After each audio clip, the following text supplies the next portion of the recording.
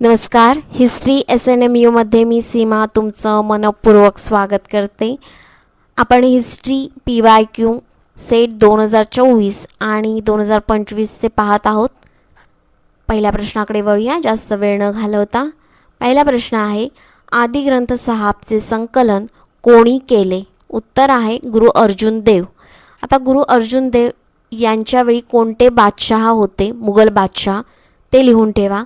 गुरु अर्जुन देव यांचा जन्म कुठे झाला, मृत्यू कुठे झाला, कोणत्या वर्षी झाला ते महत्त्वपूर्ण आहे.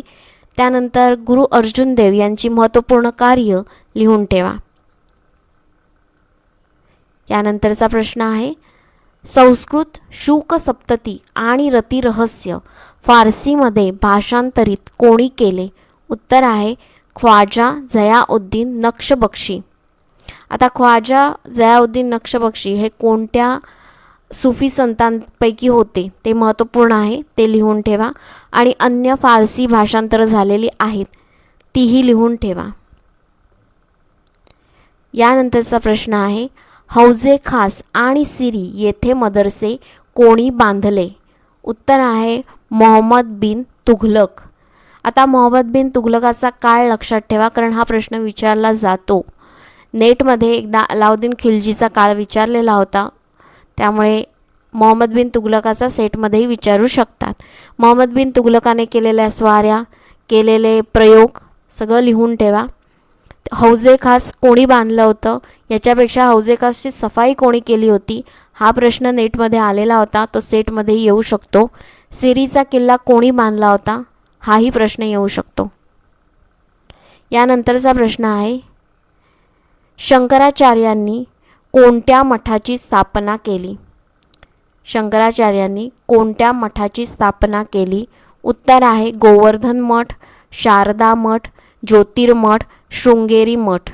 शंकराचार्यांचा जन्म कुठे झाला, कोणत्या वर्षी झाला, मृत्यू कोणत्या वर्षी झाला आणि अन्य त्यांची महत्त्वपूर्ण कार्य लिहून ठेवा. यानंतरचा आणि शेवटचा प्रश्न आहे आजच्या दिवसाचा, ऐने अकबरीनुसार उत्कृष्ट मलमल कुठे मिळत असे? उत्तर आहे सोनारगाव.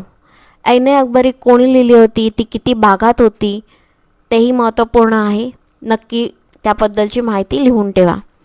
चॅनलवर नवीन असाल तर चॅनलला लाईक करा, शेअर करा, सबस्क्राईब करा, कमेंटही करा.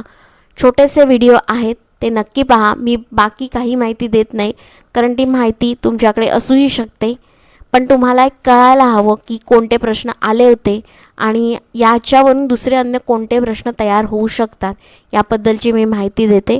तर आत्ता आपल्याला PYQ पाहायचे, अन्य माहिती आपण नंतरही घेऊ शकतो. आत्ता महत्त्वपूर्ण जेवढी माहिती सांगितली आहे ती नक्की लिहून ठेवा आणि ती रिवाईज करा. उद्या आपण पुन्हा भेटू. तोपर्यंत धन्यवाद.